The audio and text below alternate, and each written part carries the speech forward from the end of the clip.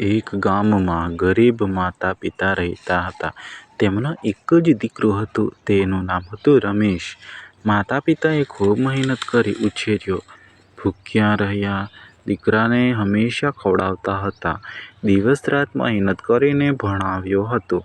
સમય ગયો. દીકરો મોટો થઈ ગયો. થોડા વર્ષ પછી તેના લગ્ન પણ થઈ ગયા. ઘરમાં નવી વહુ આવી.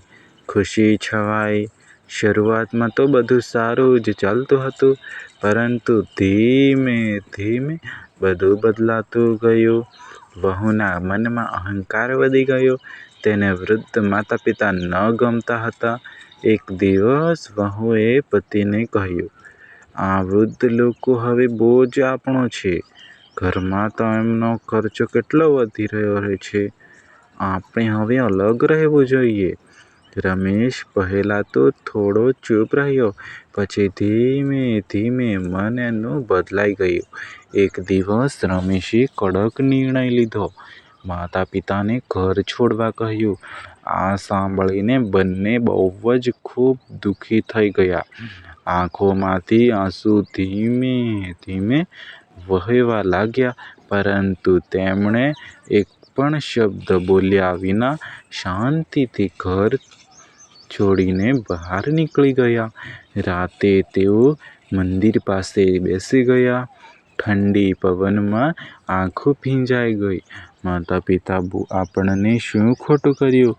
જે દીકરાને ગોદમાં ઉછેર્યો હતો એ જ આજે અમને ભૂલી ગયો. પિતા બોલ્યા, "ભગવાન બધું જોઈ રહ્યા છે." થોડા દિવસ પછી મુશ્કેલી આવી. રમેશની નોકરી અચાનક છૂટી ગઈ.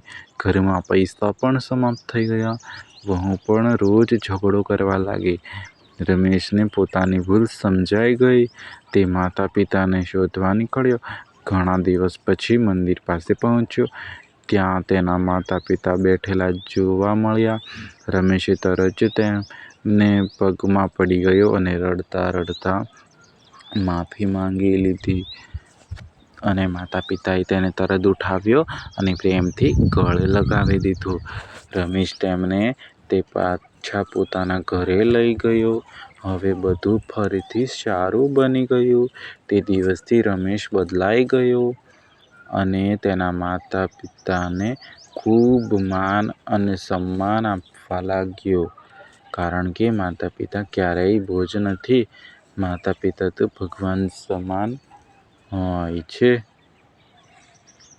જો મિત્રો આ કહાની તમને સારી લાગી હોય તો લાઈક, સબસ્ક્રાઈબ અને અમારી ચેનલને શેર કરજો. જય માતાજી મિત્રો.